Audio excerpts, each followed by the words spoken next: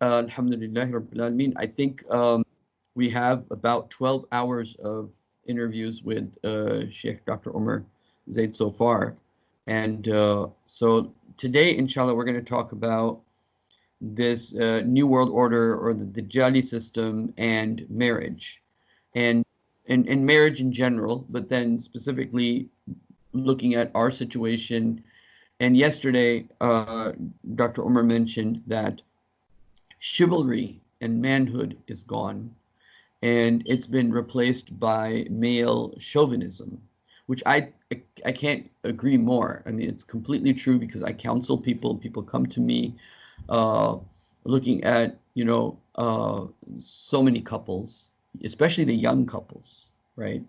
The divorce rate is extremely high in the Muslim world, and so inshallah we'll get some guidance from Dr. Umar on what's going on and what is this whole issue with marriage. And I've seen he's spent a lot of time thinking about the subject, and has, I think, is the book published or it's not published? It's about to be published, I hope, within the next year or two. With the help of subscriptions, I can only get online because I don't have the money to publish it properly. Right. So it's quite an undertaking, and so if you're ready to begin, we'll start. Okay.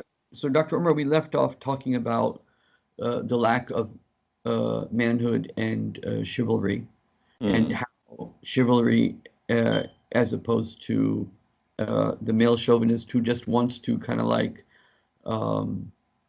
have the authority of being the husband and force his will, rather than have chivalry, which is to become selfless and being the selfless guy in the house, so to say. Yes, yes. And so why don't you take it from there, inshallah?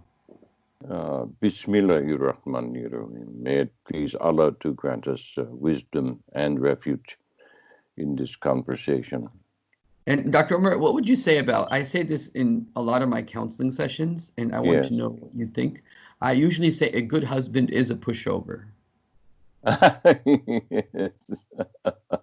Yes, a lady should be able to use one finger just to push him over, yeah. But that's only if her charms are kept within the deen, you see. And the deen has everything to do with divine order. And you'll notice that almost everything, every time we talk, I'm talking about divine order. Yes. See? And this is something that is holy, it is sacred. And marriage is half the deen. Well, my God. Let me say this, okay? If it's half the deen, and the Quran says that your deen is not going to be acceptable unless it is an Islamic deen, you see, and it has to be Islam, you see. Well, if marriage is half the deen, let's compare it to, the apple. There's nothing wrong with that. So if I want to bring the king, somebody's bragging about, so-and-so's garden, and he has the best apple tree in the kingdom. And the king says, bring me an apple. If I bring an apple and it's cut in half, and I only present the king with half the apple, is he going to accept that? You see? So you have a problem with marriage in the Ummah, and not just the Ummah, but the entire world. Yeah.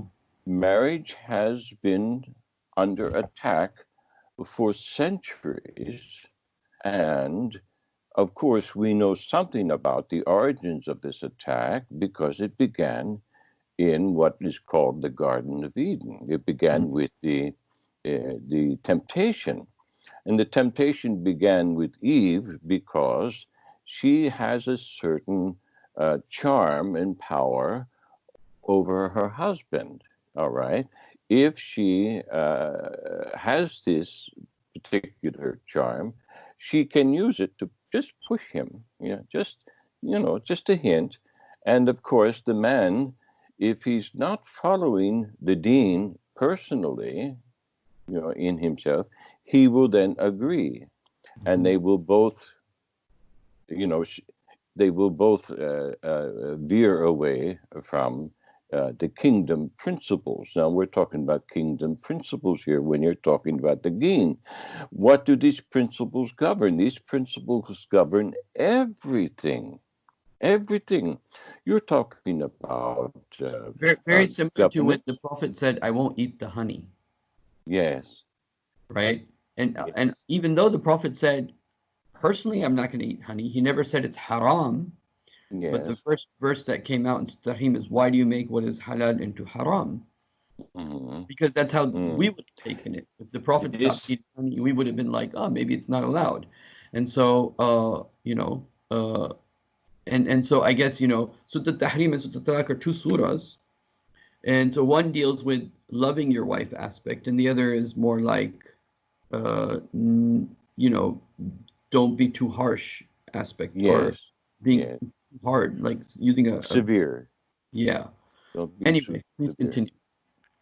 So this deen, these divine principles, this divine order that is both individual and collective, okay, has everything to do with what we're talking about yesterday, has everything to do with chivalry, with honor, because it deals with just governance, you Mm, see. It deals with rulership, it deals with subordination of one's consciousness and will to divine principles.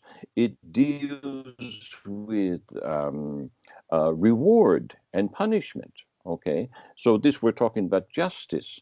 We're talking about servitude, becoming a slave of Allah according to the divine principles in order to maintain dominion in governance. It mm, all begins with marriage, mm, you see. So if marriage is half the deen, the other half is in the public realm, you mm, see. So you can say, okay, well, marriage is half the deen. So that means you've got half the deen, you've got half of the governance, the realm of governance is in a private realm. yeah. Okay. The other half is in the public realm, but marriage is seen both privately and publicly. Okay. Now I'm not talking about the sexual act. That is a different matter, but they're all connected. Okay. So it's all tawheed. Now that's distracting me. Sorry. Um, it's all tawheed. So if you disconnect one from the other, you are splitting the apple in half. And then you want to present this to Allah as your deen, and it's going to be rejected because it's not Islamic, you see. So you have to have justice within the marriage. You have to have, in order to have justice, you have to submit to the divine order, to the divine principles, okay, of Okay. rulership. And you have to then rule honorably, Mm, okay. A chauvinist can't do this. right. A chauvinist, by definition, has already rejected divine order. Mm, He's rejected justice. He's rejected servitude to Allah, to divine principles, and so his rulership is one of tyranny. mm, There's only one tyrant in the universe, and that is Allah Subhanahu wa Taala. He's the king. Okay, so if you don't serve his divine principles, if you don't serve Allah's tyranny, you have to turn away and serve the tyranny offered by Iblis. You mm, see, there's no in between. The humanists want to put man in between and say, "Oh, well, man is." He can also be the tyrant, you see, and mm, man can be a polite tyrant, a good tyrant. Without divine principles, no, this is not possible. You can approach them, but if you're approaching divine principles as a humanist, it's only because they're already in you, mm, you see, inherently. So that's fitra. That is fitra coming through. If you listen to Iblis, you're overcoming, suppressing the fitra. So actually, the humanist is in a better position than the Islamist chauvinist. Right. He's in a better position than the male chauvinist. That is a very, very important point. And Yes. the male chauvinism, especially in the Muslim world, is caused by a lot of it's caused by the culture. Yes.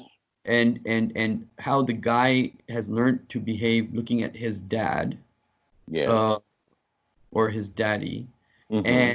and then when he is in that role, he takes on a lot of those characteristics. But a humanist is, even though he's misguided, but he's still trying to come up with rules of life based upon his fitrah. Yes, he's trying at least. Yes, he's So trying based upon his fitrah. And so that he ends up in a much better situation than a corrupt culture. Yes, the corrupt culture and what you just described is pure idolatry.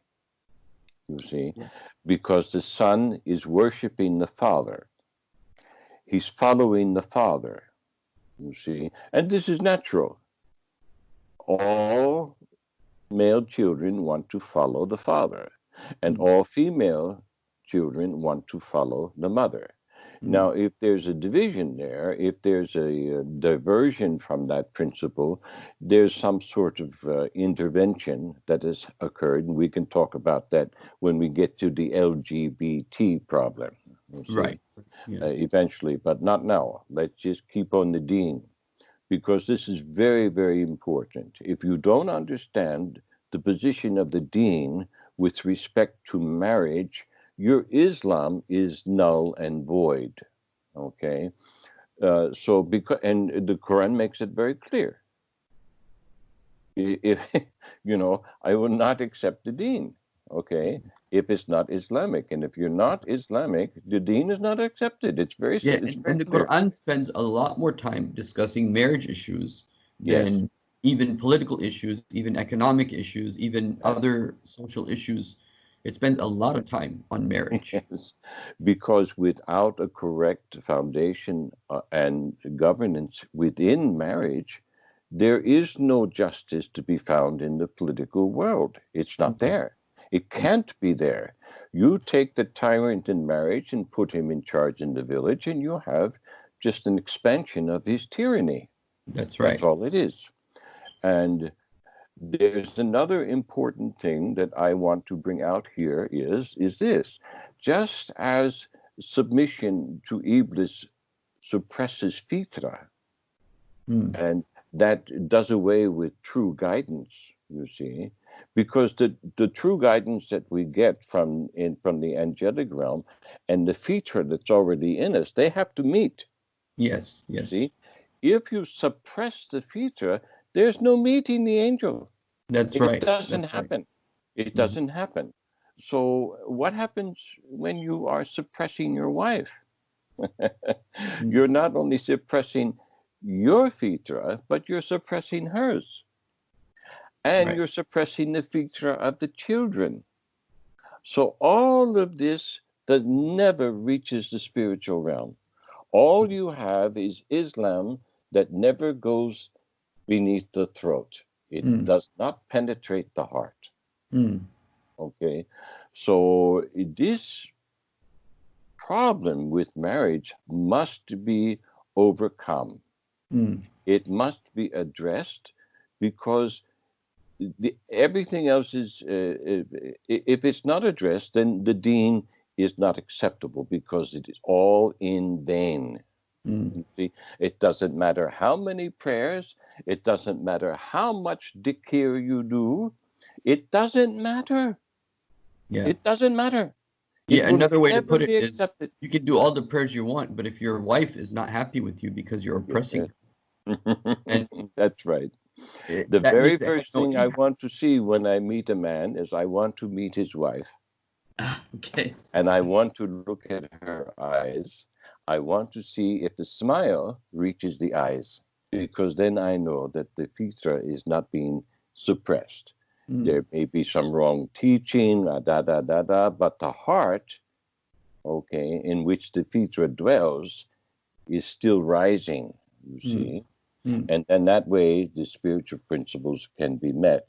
You can meet the angels can descend through the right ideas, to the Mm. right perception, to the right teaching, you see. So this is very important, this whole problem. Now, the next principle, I think that's enough on the Deen just to introduce the problem. So let's just review that.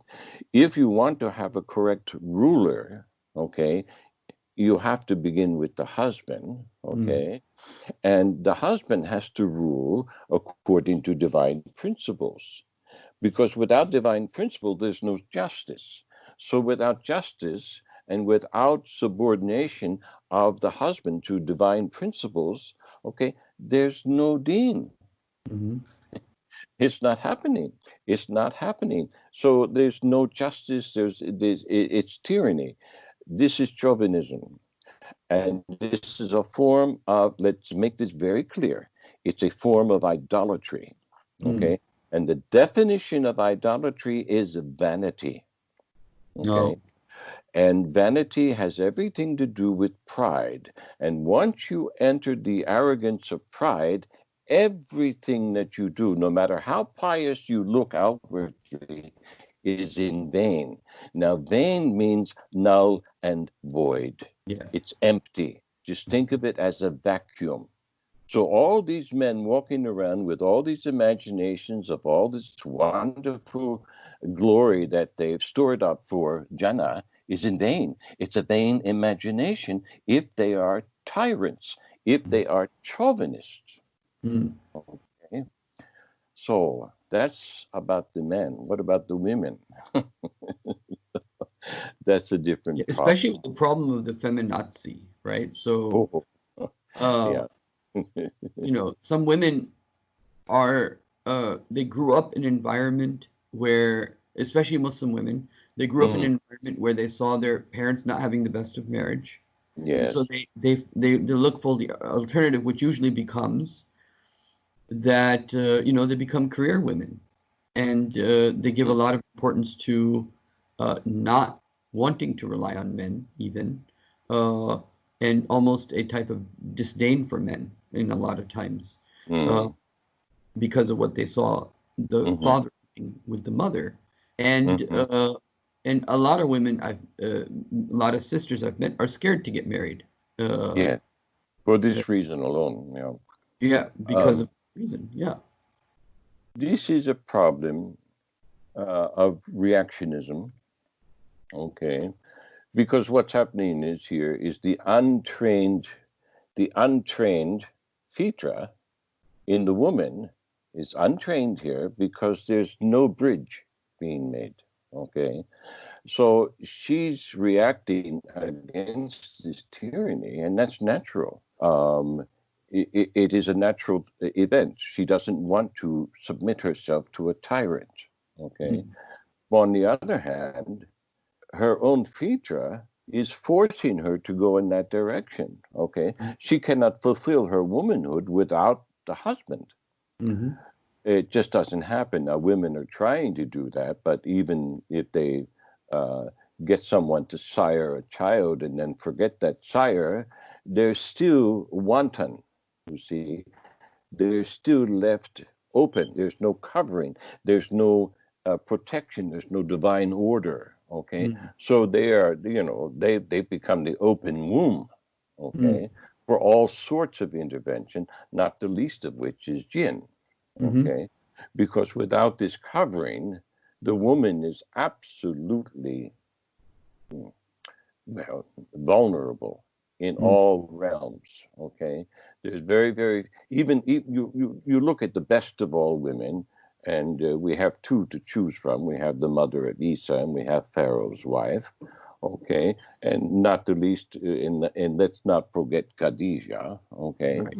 so these three women had to have a husband. Is Mm-hmm. it not true? Of Yeah. course. Yes. And without that husband, this fulfillment of the deen, the fulfillment of their destiny, the fulfillment of Allah's word, kun fayakun, in all its permutations, would not have occurred. Okay, so the women who are trying to do this, they're also trying in vain. Now they may suffer less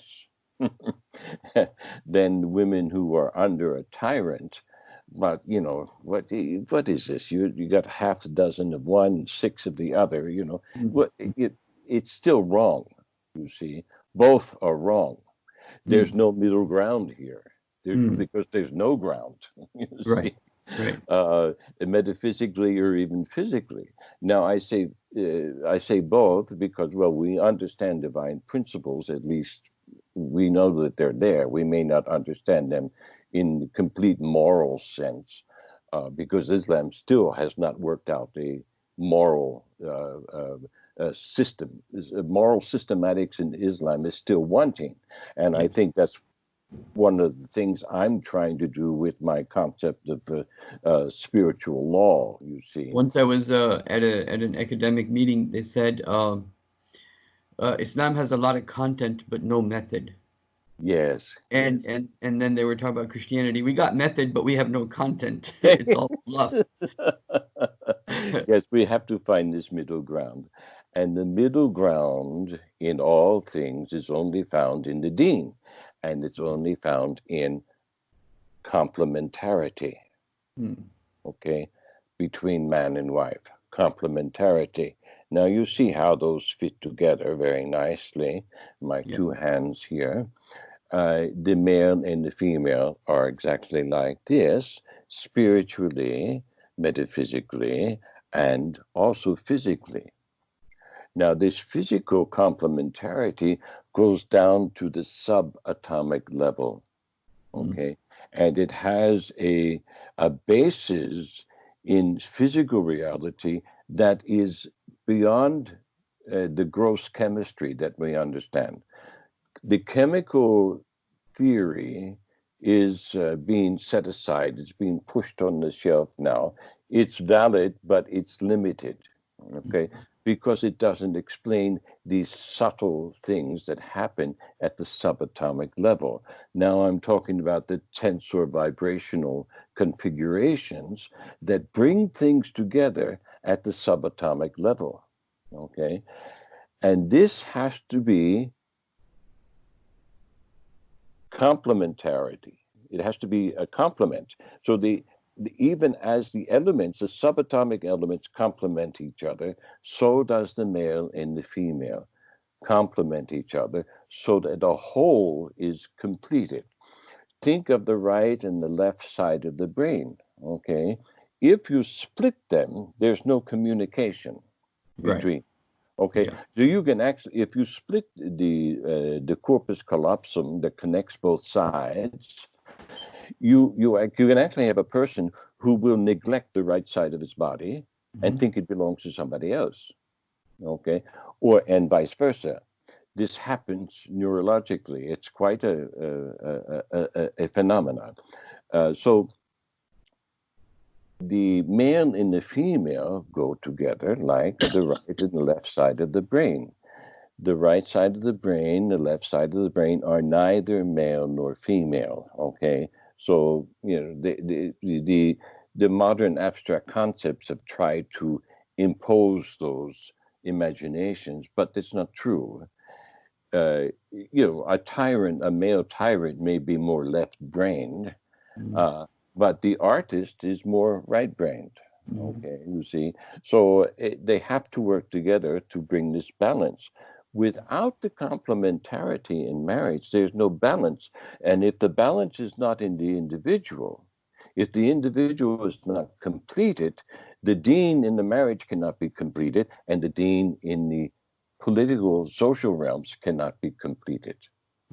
And this cannot happen. Peter cannot meet with the angelic guidance. So one thing I hear you saying that I think is very important, and you can correct me if I'm wrong, that even if you are, like in the case of Asiya, the wife of Fir'aun, even if you're in a bad marriage, but being in marriage and complete yourself in that marriage has a Yes. certain protection Yes. versus not being married at all. Exactly. And the Quran uses the word muhsanat, Hmm. uh, meaning fortified in a castle, for married women that are free in the Quran. Meaning, Hmm. Quran wants women to be fortified in marriage. Is like the word is the word Hmm. castle, Yes. muhsanat. Yes. Yes. This it's a position of strength. Okay, it's a position that is protected. Okay, even if the husband is Pharaoh. Okay, it's a position that is protected. Now, the wife may not be mm, completely fulfilled in this marriage because of Pharaoh's distancing himself from Allah, but the wife is not distant from Allah. Mhm. Okay, and certain things in the political realm will not be balanced correctly because of Pharaoh, but anyone who looks at his wife will automatically be guided to Allah, you see, Mhm. just by the virtue of her personage. Okay, Mhm. and she cannot be completed in the marriage, but this is better than being unfulfilled and unprotected. You Mhm. see, so Mhm. there's a level of fulfillment that we're talking about. Now, Mhm. let's compare that marriage to what the prophet said is the best marriage. The Yes. best marriage is the marriage that costs the least. Okay. Well, Pharaoh is Right. not going to. He's not. You know, when Pharaoh gets married, it's an expensive event. You know, but the best marriage that is the one that costs the least. Okay, that's because the two souls are drawn together and they will do everything under their own power in order to make this happen. Okay. Mhm. And when that happens, that marriage is actually better than Pharaoh's marriage. Mhm. Okay. So the level of spirituality there rises. Okay. Because of the complementarity and the spiritual uh, orientation of both partners. Okay, Mhm. both partners are seeking the appropriate deen. Both partners are seeking to serve Allah. Both Mhm. partners are complementing each other metaphysically, spiritually, and physically. Okay, Okay. so if you want to have the best marriage, all of those three realms have to be brought together. They have to be brought together. So this triad is there's three kinds of love. Okay, there's a love for honor, for the chivalry, and Mhm. chivalry extends to the woman, not just the man. Okay, Right. so there's the love of the chivalry. This is the love of divine order. There's the filial love. There's the affectionate love. Okay, Mhm. this is the same kind of love you have for your child, or even for your favorite horse. Okay, Okay. you have an affection for this. So that's a soulish love. All right. Mhm. The first love for divine order is spiritual. The second is soulish. Okay. Mhm. The third love is eros, is Mhm. erotic. Okay. Mhm. When you have all three, oh my God, this is an undefeatable marriage. You have to Mhm. kill them to destroy it. Okay. Okay. Okay. So, and that's what you see, because that's undefeatable metaphysically, spiritually, and physically.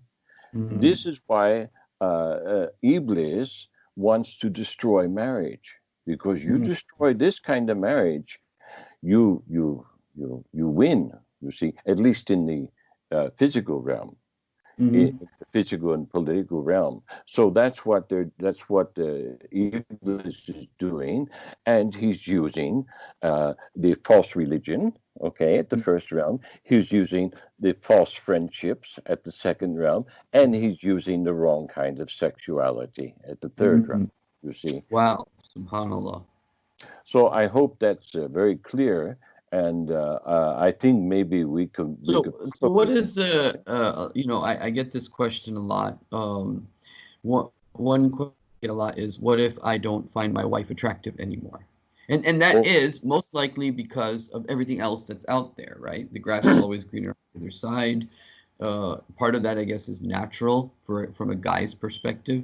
But I get a lot of this, like, I don't feel in love with my wife anymore. Do you, I know sisters that have told me I don't want this marriage because I'm not in love anymore. mhm. Uh, and I always explain it like this, and you can share with me your thoughts. But I always say that love is kind of like a wave. It doesn't, it's not always going to be on top all the time. It might Mhm. come down, and then there might be other times where it goes back up, and then it comes down. It's like a wave. Mhm. And do you have any thoughts about what to say to sisters or brothers who say, I'm not in love anymore? Yeah. Well, there's much to be said there, but you have to determine why you're not in love. There are several reasons for this, and it's not all sexual, it's not all sensual. Mm. There can be several reasons. You can be physically attracted and still not love. Sure, Okay. absolutely. I've seen that, You yes. can be physically attractive, and if you lose, you see the realm of chivalry, especially for both, but especially for the woman. If they lose respect for their husband, Hmm. they're not going to love him. Hmm. All right. Their body may even respond sexually when he approaches them, but this is a physical thing, okay, that they cannot control. All right. But the heart will not respond. Mm. Okay. So the passion is no longer there. The passion, there's a limit to the passion. You see, you can have just the physical passion. That's the huffing and puffing and the banging of the drums, if you will. Uh, but the fulfillment of the passion is that which rings and opens the divine experience of thana, Mm. okay, that can be had in the sexual experience Mm. that happens at orgasm. Many women, they will, if they've lost respect for the husband, they will not orgasm. Mm. Mm. They may lubricate, their body may respond, the nipples may protrude and all that sort of thing, but Yeah. the orgasm, they remain anorgasmic, you Mm. see. So, and then this kind of woman will remain wanton, and then this kind of woman, her eyes are always, you know, wandering, okay, Mhm. and she's always trying to attract, and she can't help herself. This cannot be helped because it's normal. You Mhm. see, marriage is supposed to fulfill all these realms. No, so then you have to ask, well, if she's lost respect for her husband, then what's wrong with him? Mhm. Well, maybe he's the chauvinist tyrant who's mistreating her. Yeah, You see? sometimes it's that. Sometimes it's that they're lazy. They're not working. Yes, Sometimes well, that's a whole sometimes, different realm. You know, yeah. I the, mean, the but man. especially in America, at least I can say, a lot of people that convert to Islam, Yes. uh, the wife is earning more. Let's say, like, Hmm. let's take a scenario where I guess she's earning enough, and the guy doesn't feel he needs to work as much, Oh so she dear. always Yeah. sees him lazy at home, and it's hurting the marriage. But they have 5 kids at the same time, Hmm. so it's a very Hmm. tough situation. Um, what advice would you give I guess in general in a situation like this? Like, how much of this is our own doing, and how much of this is because we're in this situation that we're in? Well, it's both, okay, because the external pressures are destroying Fitra, as we've said before, okay, and so and Fitra for the male depends on fulfilling his destiny, okay. Mm. It's not doesn't depend on just being a husband to a beautiful lady. He must fulfill his destiny, and he has to know himself in order to do that. So Mm. what is he meant to do? what is his purpose in life? His purpose in life goes beyond the marriage because the dean pours over into the political realm and the social realm. So what is his position in society? And is his wife supporting that position? Is he fulfilling that position? Maybe his position, he might be married to a lawyer, and maybe his position is a shoe shine boy. Okay. If he's the best shoe shine boy on the block, and all the best gentlemen from Wall Street come to his stall, okay, because he's the best, okay, then he's fulfilling his job, especially when he's shining those shoes and he is witnessing, he is doing dahwa in doing that, you see. And then all the boys, when they go back to Wall Street, they say, you know, my shoe shine boy, he's a Muslim, you know, but god damn, he does that shoe good. You see, you know, and so you know, this is actually a form of dahwa. Okay. Yes. You know this because you have boys, you have gentlemen under you who are taking this kind of attitude into the street. You know, so the thing is, if a man is to be a man, he must be the best at what he does, or do his very best at it. He doesn't have to be, you know, world champion, but he does have to do his best. And if he's not doing his best, his wife will lose respect for him. If he's the best boot black on Wall Street, and his wife is disrespecting him for that, then they are not equally yoked. Okay, and it's probably better that they divorce. Okay, because God hates divorce, but He hates the fitna in the marriage more than that. Right. That's a very good point. Yes. So, you know, and yeah, you have to concern yourself about the welfare of the children. But, you know, the Quran makes this very clear, and so does the Hadith. If you have to part in peace. Go in peace, you see. If you go in peace and respect each other, even out of the marriage, then the children will be fine. The children will be fine with this. Because what is ultimately of value here is truth. Okay, is truth. Well, mommy, you don't love daddy anymore. Daddy, you don't love mommy anymore. No, we don't. And when they're little, you can't explain everything. But as they grow, and if you respected each other, you will both have their ears. And the reality of the situation can be explained in terms that they don't make the same mistake. Maybe this marriage was arranged. Okay. Maybe it was arranged by unwise parents. Okay. Yeah.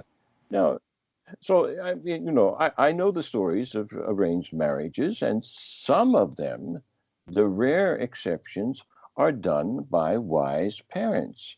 Most of them are unwise, and they're unwise because they are pursuing material status. That's right. Yes, that's right. And if you're pursuing material status, you are subduing fitra. You're repressing fitra, and you will never reach the spiritual realm. It's just impossible. So forget that. Forget it. Now, another thing that happens a lot in the Muslim world is, so the girl gets married, she goes to the guy's house, but they're living together with the parents, with the extended family. And so, you know, the pressure from the mother-in-law to the daughter-in-law, and then the husband has this situation where he wants to please his wife, but he wants to please his mom, and then his mom wants things in her way, the wife wants things in her way, but she ends up feeling oppressed sometimes, or sometimes the daughter-in-law oppresses the mother-in-law. A lot of times, extended family becomes a source of difficulty in a marriage. I've seen a lot of marriages break, not because the two couldn't get along ultimately, but because of the surrounding family members. That is the husband's responsibility. Okay. The son often has to actually put his mother in place, you see, because he is the castle for his wife, Yeah. okay? Not his mother.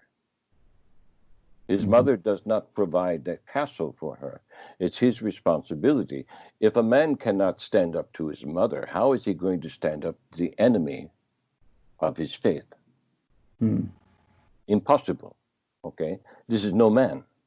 Okay? This is still a child. Okay? And the man can do this. The husband can do this. He can do it with even with a noble sentiment, okay, and gentle sentiment, but he has to be firm. And just say, look, Mom, I love you, but this is my wife. I'm married to her, not you. Okay. And my job is to please her. Dad's job is to please you. Okay. My job is not to please you. Okay. That is my father's job. I am not your castle. My father is your castle. And you have no business in my house. You have no business in my castle. Okay. Unless I invite you. Okay. So you are not my queen. You're merely my mother. And I love you and I respect you. But you are not my queen, dear mommy. Yeah. See? So the rights Now, of the wife. if the man cannot do this, he's not reached manhood. You see, he's not attained it, and That's a very important point. the wife will lose respect for him because he's not ruling over her with justice. So that brings us back to the deen. You see, just because the Quran teaches us to honor our parents doesn't mean we have to obey them in everything. Right, of course. Especially and the honoring is ihsan. It's like part of perfection. Yeah. Whereas the rights of the wife are fard. They're an obligation. They're an obligation. That's right. They're an obligation. They're an obligation. So they are above the rights of the mother. Okay? Yes. And now, I think a lot of people are not clear about that because I think parents drill in the Muslim community the rights of the parents, rights of the parents, rights of the parents so much that when a lot of guys get married, they don't realize that that was one relationship you had with your parents, and that has rights too. Yes. But your primary rights are to your wife over your mom and dad. Yeah. That's correct. You see, and you have the spillover effect from if the man has taken his wife home to his father's house and they're living under his father's roof. Exactly. You've got a compound problem there. Yeah. Now, traditionally, this is not a problem. In the old ways, especially before the West imposed its values. Okay, but if you're living, if you have a son who's a tyrant living and who is slobbering over his mother's salivations, and then his father is also a tyrant. He's the super tyrant. You see, this poor lady he just brought home has no chance to fulfill herself. She has no chance to fulfill and complete her deen. It's almost impossible under those circumstances because she is suppressed. Everything about her is suppressed. She can't do this, she can't do that, she can't think this, she can't say that, and then she wants to govern her own children. The mother-in-law won't permit it because the mother-in-law knows better about everything. Oh my God. So the son actually should go to the father first and say, look, Dad, this is my wife here. Okay, you've got your wife. Okay. And they've got to meet man to man. Okay. The old ram and the young ram have to butt heads a little bit in order to establish the territory and the rights within that territory. If the young man doesn't butt head with the old ram, he's not worthy of what is hanging between his legs. I'm going to tell you that right now. And when Iblis sees this, he can push that man in any direction he wants. Right. Yeah. And then what about the other extreme? The other extreme is The wife is earning, the husband is earning. The wife is like, I don't have to listen to my husband. Oh dear. And a lot of times, one of the major complaints I get is, we don't have enough time for intimacy, or she doesn't allow intimacy. Uh, and and then a lot of times the girl really feels that I'm right, my husband's wrong, I'm not going to listen attitude. And she may be right. I don't know, depending upon the particular situation, but it's kind of like this complete dismissiveness. Uh, because I think you're right that she somewhere along the line lost respect for her husband. But a lot of Yes. times it's not because of that. It's just the attitude that she's developed. And a lot of these sisters get married. They don't get married early, and they become more, you can say, established in their ways and their Mm, nuances, their life. mm. And and because what happens in the in America, I'm telling you straight out, like this is what happens. If you Yeah, get sure. married in your college years, then there's a good chance you'll get married in your college years in your MSAs, the Muslim Student Association. You're doing Islamic work. You meet some sisters. You get, you fall in love. You get married. Your parents are okay. But if you don't at that time when you're in your early 20s in the university setting, then you get into your careers. You get busy. You just get lost into the corporate world, Mm-hmm. and then you finally get married, maybe somewhere in your 30s or even some 40s, Mm-hmm.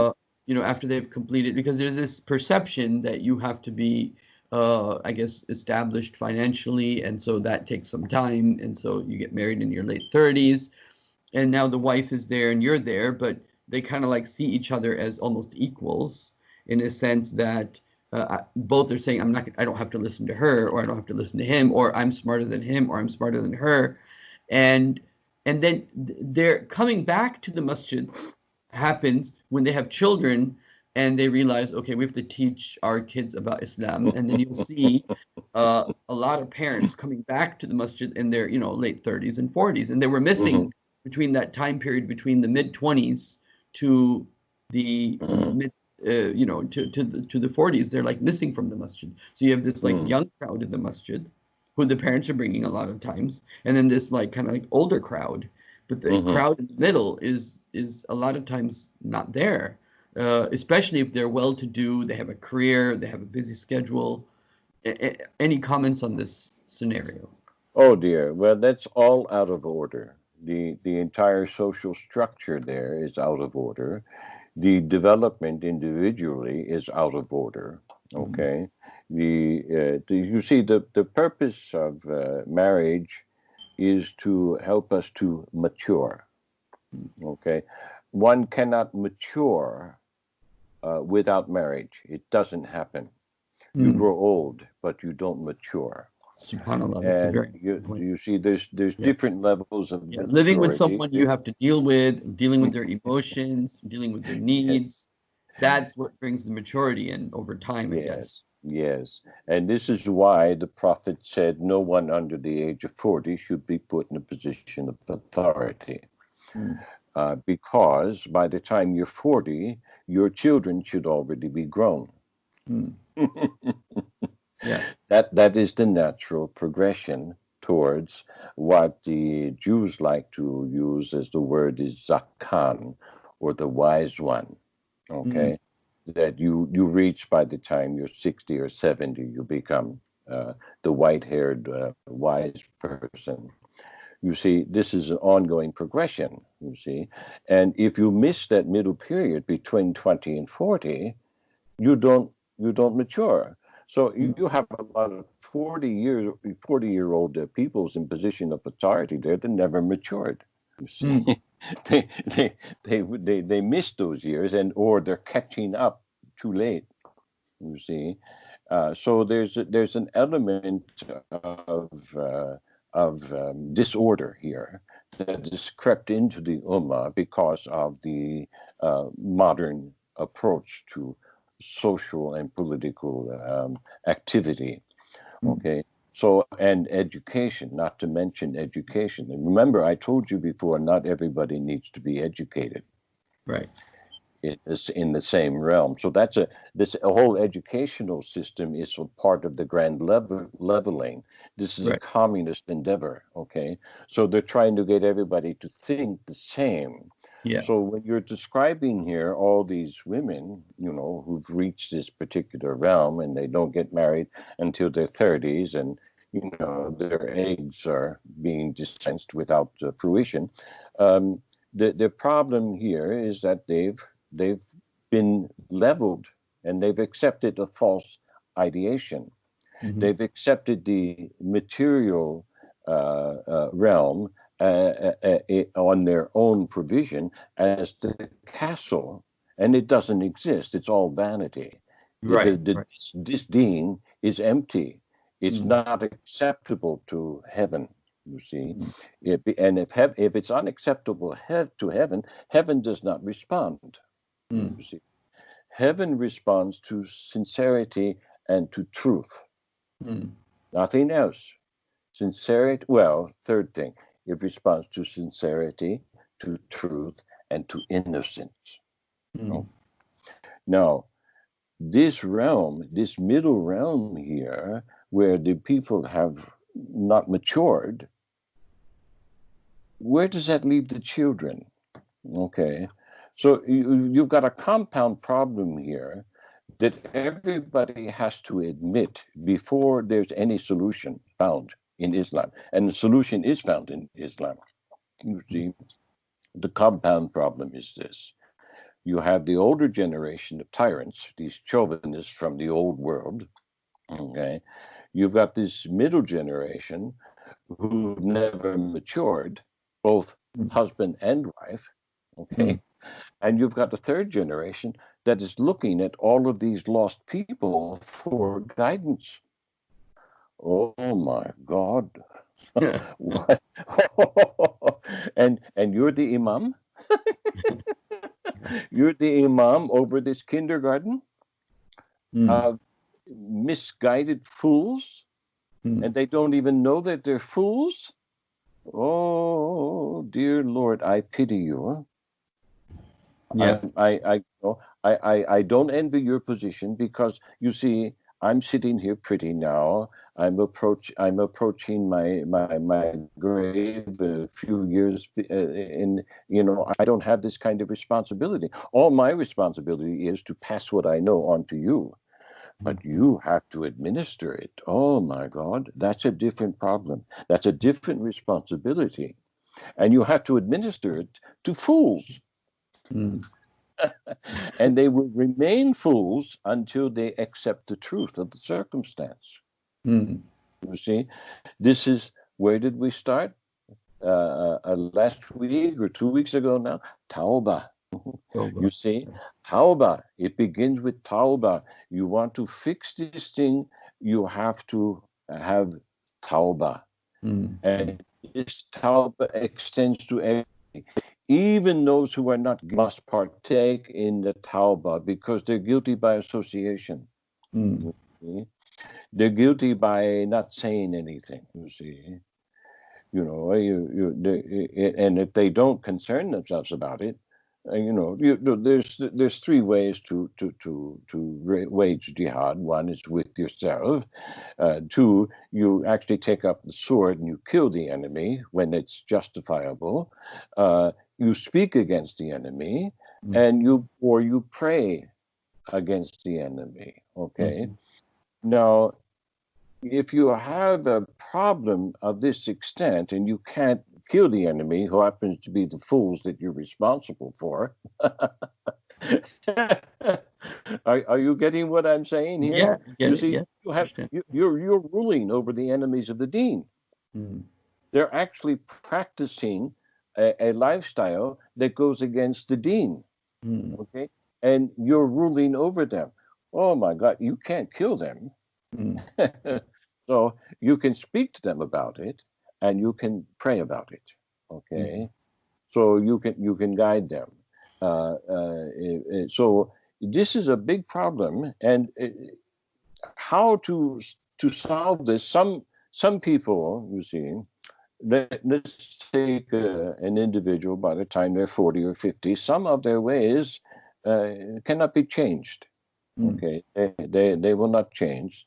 And if you talk to some of these old chauvinist dogs from the old country, they won't even talk to you.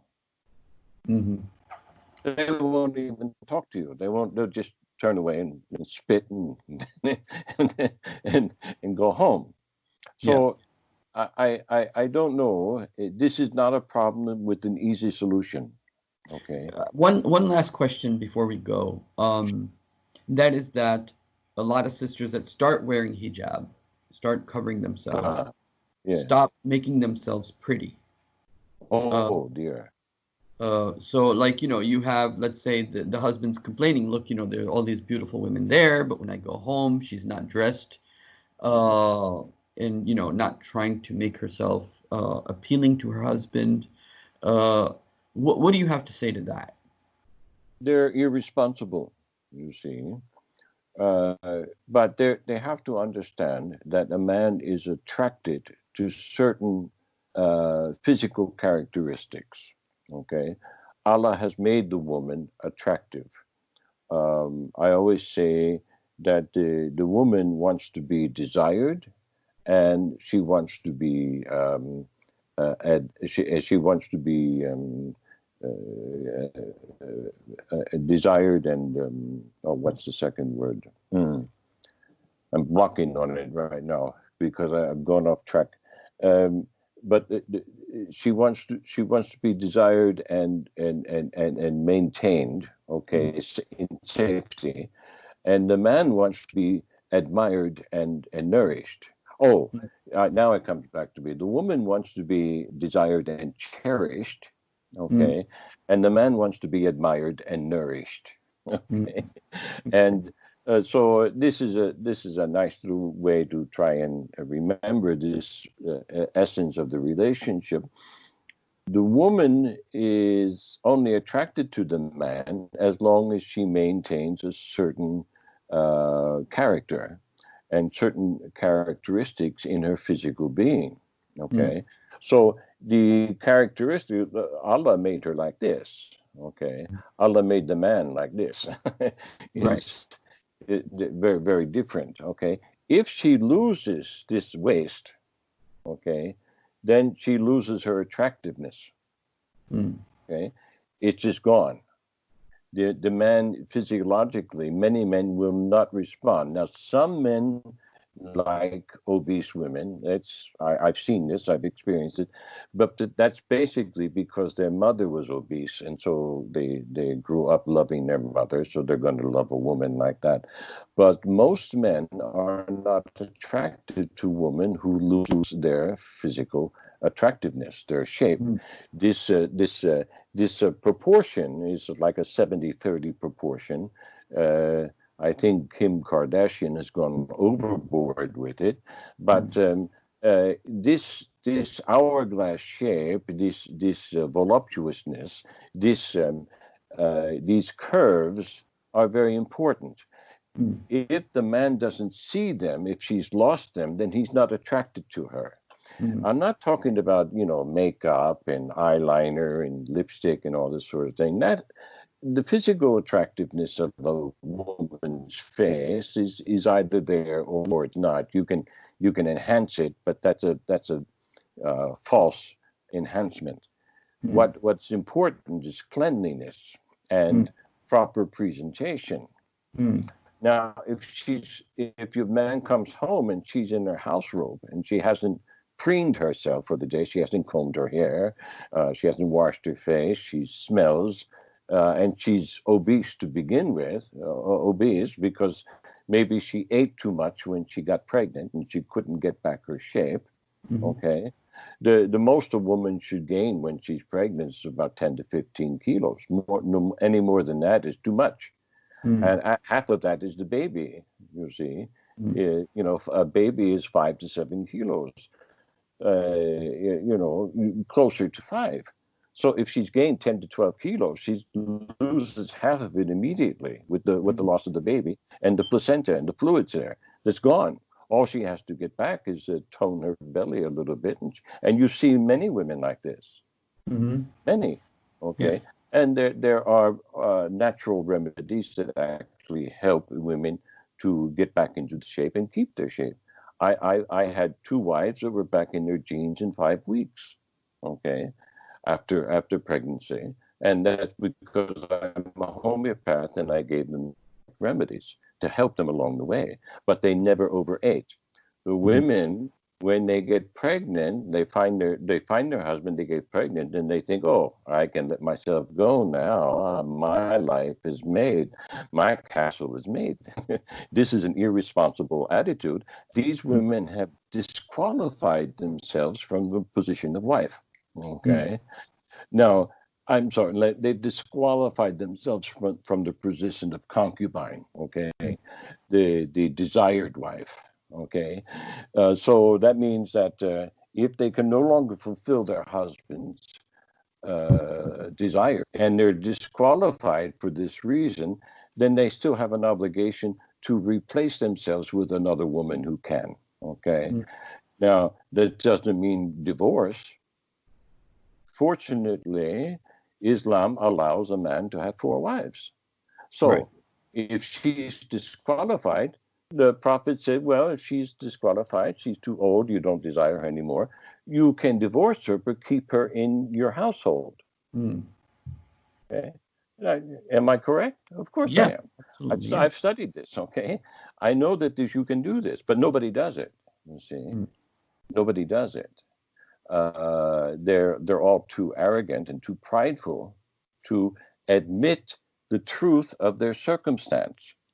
Yeah, they don't admit it. So these women who are going around arrogant and pride, they become fat floozies, hiding under these big hijabs and whatnot, and hiding their ugliness and still acting like they're attractive.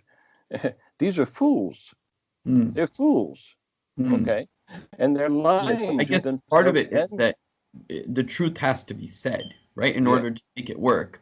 Or you go with the Dajjali system that, that's just schizophrenic, right? On the one side, it'll show you the media that this is what's an attractive lady like, and then on the other side, it'll tell you, no, fulfill your appetites to the maximum. And so you have this, and then that leads to a whole bunch of other problems.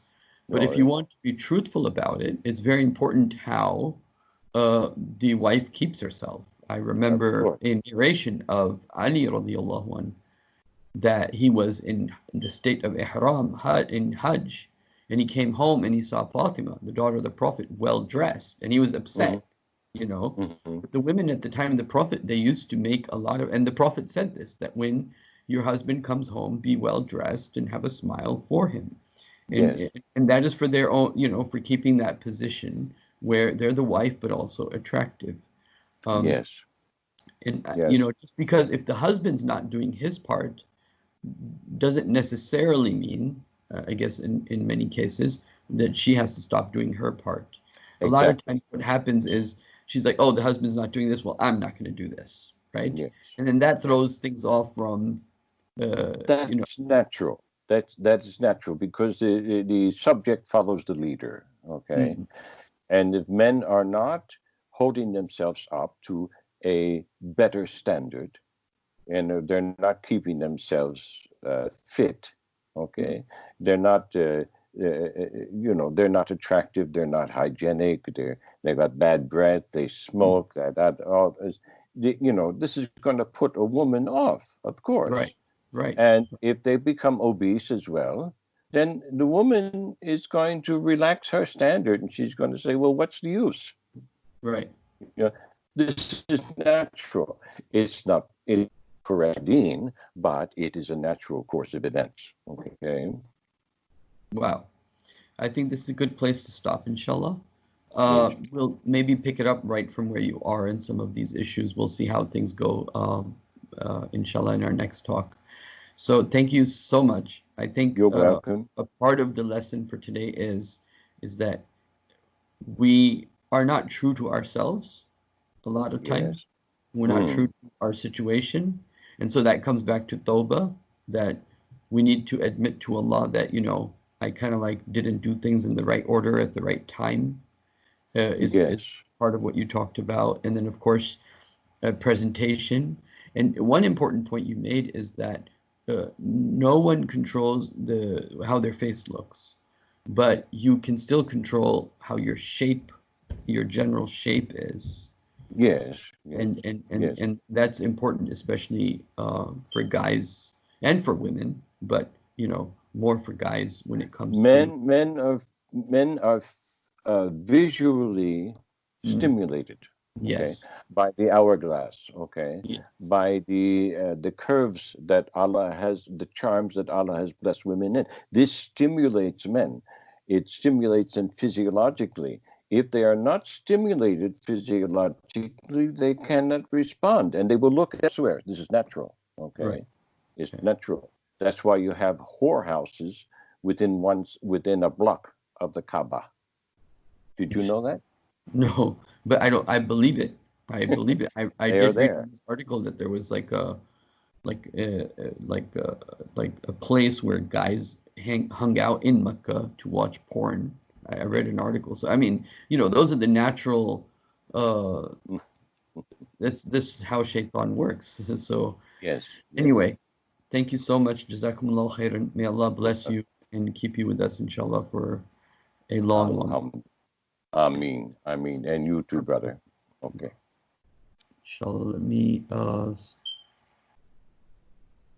make sure to subscribe today and make sure you like and make sure you leave your comments and ideas.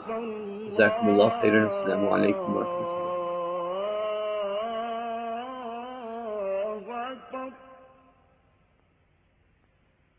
أشهد أن لا إله إلا